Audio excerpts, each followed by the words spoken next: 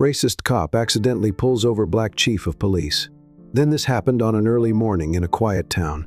William Brooks, a seasoned and respected black law enforcement officer, was driving into a new city, recently appointed as the chief of police. This wasn't the first time he'd been stopped by the police. He knew the drill all too well.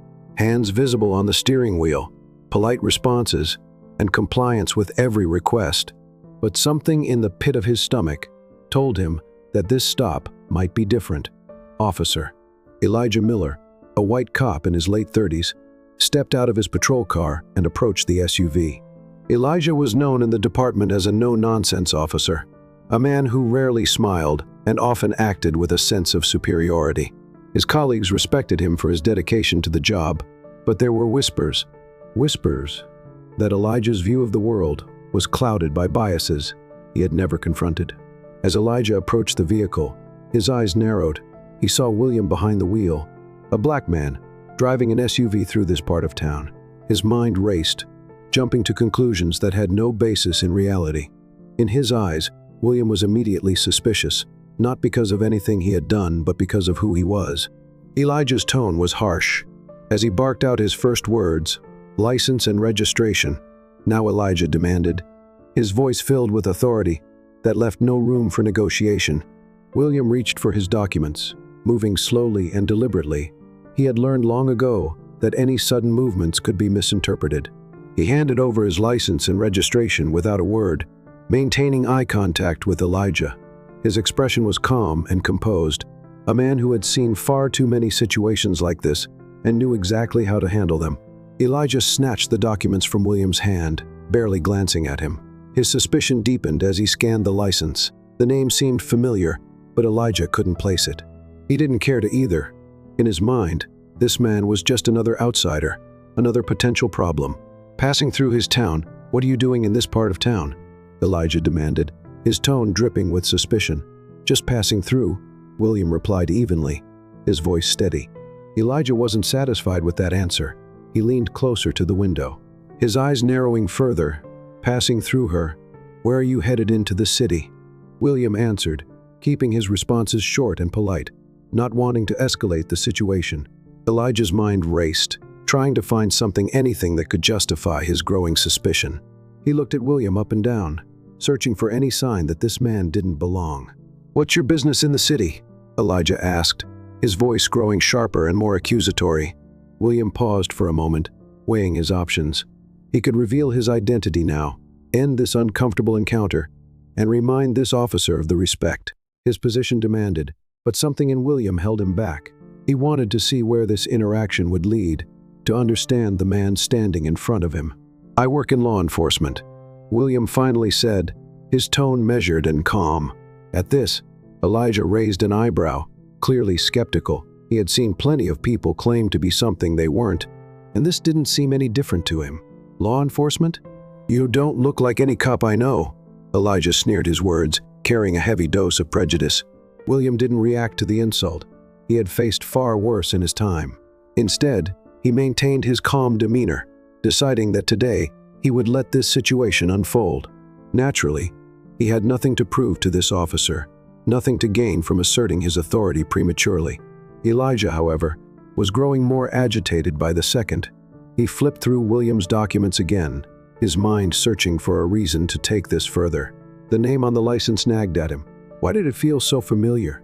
Unable to shake the feeling, Elijah asked abruptly, "What's your father's name?" William smiled slightly at the question. He knew where this was going. "My father's name doesn't matter," William replied calmly. "But what about yours, officer? What's your father's name?" Elijah was caught off guard by the question.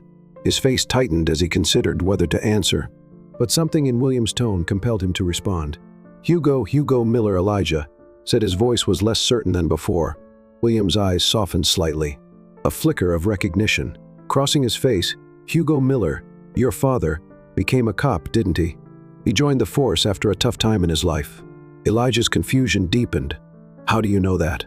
he asked, suspicion mixing with curiosity. William's voice remained calm, but there was a new depth to it, a sense of connection that Elijah couldn't ignore. "I knew your father. I was there for him when he needed help. gave him a hand when he was down, and supported him when others turned their backs. I'm the reason he got a second chance and became a cop.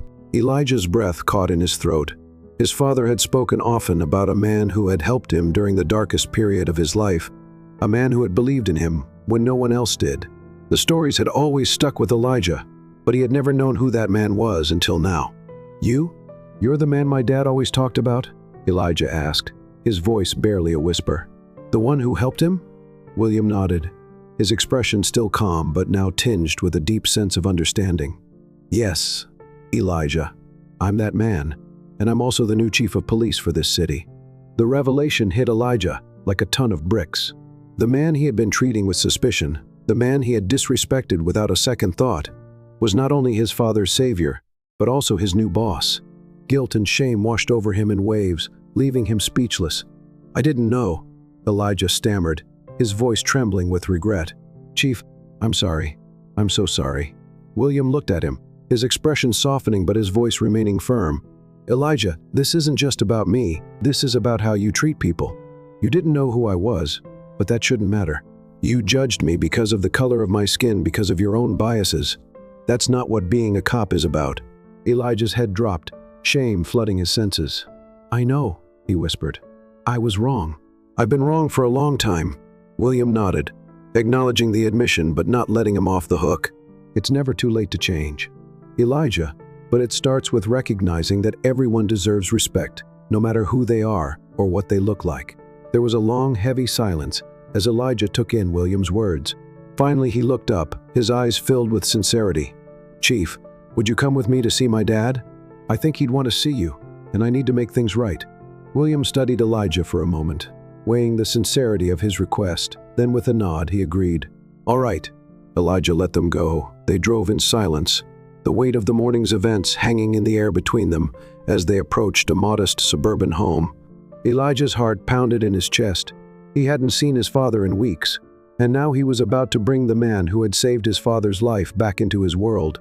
The thought filled him with a strange mix of anticipation and dread when they arrived. Elijah hesitated before stepping out of the car. William noticed his unease but said nothing. This was a moment Elijah had to face on his own. Finally, Elijah summoned the courage to walk up to the door and knock. The door opened to reveal an older man in his 60s. Hugo Miller's face lit up with surprise as he saw his son standing there with William beside him. William, is that really you? Hugo asked, his voice thick with emotion, and William smiled warmly. It's good to see you, Hugo. It's been a long time. Hugo stepped forward and embraced William, his eyes brimming with tears. You saved my life, William. I wouldn't be here if it weren't for you. William returned the embrace, his voice gentle but firm. You did the hard work. Hugo, I just gave you a push when you needed it. As they stepped inside, the tension melted away, replaced by a warmth that filled the room.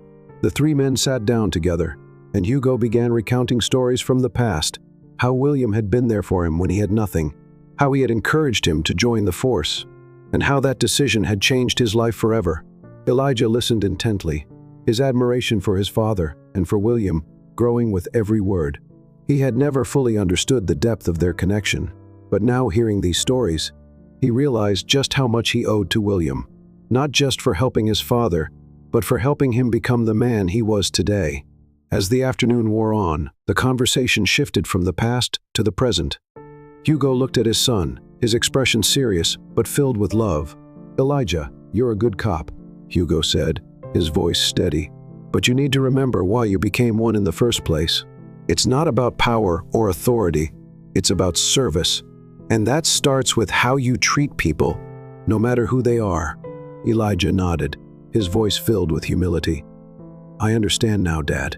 I've been wrong, and I want to do better. William watched the exchange, his heart heavy with the weight of the morning's events, but lightened by the possibility of change. Elijah, he said softly, the fact that you're willing to change means something, but it's not enough to just recognize your mistakes. You have to act on them every day. Elijah looked at William, his eyes filled with determination. I will, Chief. I promise. And so what began as a confrontation driven by prejudice ended in understanding, forgiveness, and hope for a better future. Elijah Miller learned a powerful lesson that day, a lesson about humility, respect, and the importance of seeing beyond the surface. And for Chief William Brooks, it was a reminder that the smallest acts of kindness can have lasting impacts, weaving threads of connection that endure through the years. As the afternoon sun began to set, the three men, William, Elijah, and Hugo, stood together outside the modest suburban home. There were no more words to be spoken, no more apologies to be made, only the understanding that sometimes life has a way of bringing us together when we least expect it, teaching us lessons we didn't know we needed to learn. In that moment, they were not just two officers and a retired cop. They were men, bound by respect, humility, and the promise of a brighter tomorrow in the weeks that followed. Elijah Miller made a conscious effort to change his ways. The encounter with Chief William Brooks had shaken him to his core, forcing him to confront the biases and prejudices he had carried for far too long at work. He approached each day with a renewed sense of purpose, striving to treat everyone he encountered with the respect and dignity they deserved. He started having conversations with his colleagues, sharing his story, and encouraging others to reflect on their own attitudes and behavior. Slowly but surely, Elijah's department began to notice a shift, not just in him but in the culture around them. William, on the other hand, settled into his new role as chief of police with the same steady hand that had guided him through decades of service. He continued to lead with integrity, using his position to foster a department rooted in fairness and justice. His experience with Elijah reminded him of the importance of personal connection, of taking the time to understand the people behind the badges and the uniforms. He knew that real change didn't just happen through policy, it happened through people, one interaction at a time. As for Hugo, seeing the transformation in his son filled him with pride. He knew firsthand how difficult it was to confront one's flaws and choose a different path. Watching Elijah learn from his mistakes and grow into a better man reassured him that the lessons of the past had not been in vain. The bond between father and son deepened, strengthened by their shared understanding of what it truly meant to serve and protect the story of William. Elijah and Hugo became a powerful reminder in the community and beyond, a reminder that no matter how deeply ingrained our beliefs may be, it is never too late to change. It taught others that humility and self-reflection are crucial for personal growth, and that the most important part of any uniform is the person wearing it. This story became an example of how even the most unlikely of encounters can lead to profound change in the end. The legacy of that fateful traffic stop went far beyond the individuals involved. It rippled outward, touching the lives of others in ways they couldn't have anticipated. William, Elijah, and Hugo knew that they would always carry the lessons of that day with them, shaping who they were and how they moved forward in a world that often seems divided. Their story stood as proof that understanding respect and connection has the power to bridge even the widest gaps, making us all a little better in the process.